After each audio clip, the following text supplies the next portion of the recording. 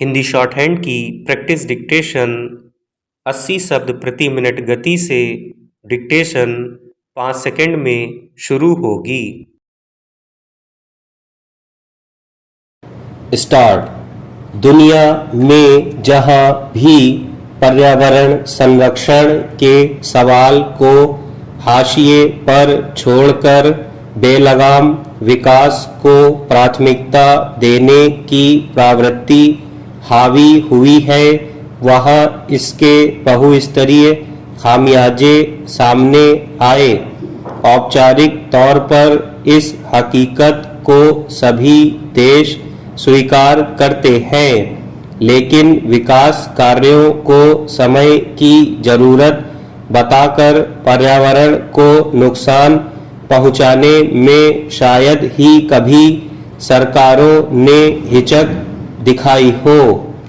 एक ओर राष्ट्रीय और अंतर्राष्ट्रीय स्तर पर अक्सर होने वाले सम्मेलनों में पर्यावरण पर चिंता जताई जाती है, उसे जीव जगत के सुरक्षित जीवन का वाहक बताया जाता है।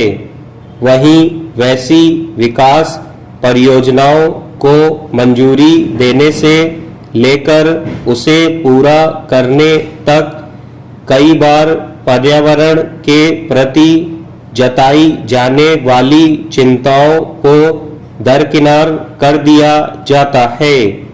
फिर बाद में जब इसके व्यापक नुकसान के तथ्य सामने आते हैं और उन पर सवाल उठते हैं, तब सिर्फ माफी मांगने की औपचारिकता पूरी कर दी जाती है।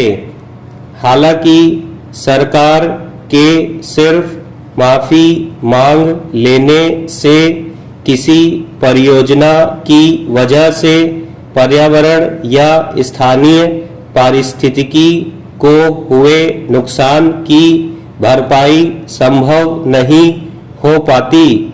ऐसे में पर्यावरण संरक्षण के पहलू को ताक पर रखकर विकास परियोजनाओं को मंजूरी देने के सरकारी रवैये पर स्वाभाविक ही सवाल उठते हैं। इसी संदर्भ में सुप्रीम कोर्ट ने बुधवार को अपने एक अहम फैसले में कहा है कि पर्यावरण को नुकसान पहुंचा देने के बाद माफी मांगने की व्यवस्था गलत है और भविष्य में कोई भी कंपनी पहले इजाजत लिए बिना अपना काम शुरू नहीं कर पाएगी। जाहिर है, शीर्ष अदालत ने विकास और पर्यावरण संरक्षण के सवाल पर संतुलन कायम करने की कोशिश की है। गौरतलब है कि वर्ष 2021 के एक सरकारी आदेश के तहत केंद्र सरकार को यह अधिकार दिया गया था कि वह किसी परियोजना का काम शुरू होने या उसके पूरा होने के बाद भी पर्यावरणीय मंजूरी दे सकती है। प्रथम दृष्टया ही इस व्यवस्था में पर्यावरणीय चिंताओं को खारिज करने की मंशा का पता चलता है, जिसमें इस बात का ध्यान रखना जरूरी नहीं समझा गया कि अगर किसी परियोजना से स्थानीय पारिस्थितिकी को स्थायी या दीर्घकालिक क्षति पहुंचती है तो उसका समाधान कैसे निकाला जाएगा।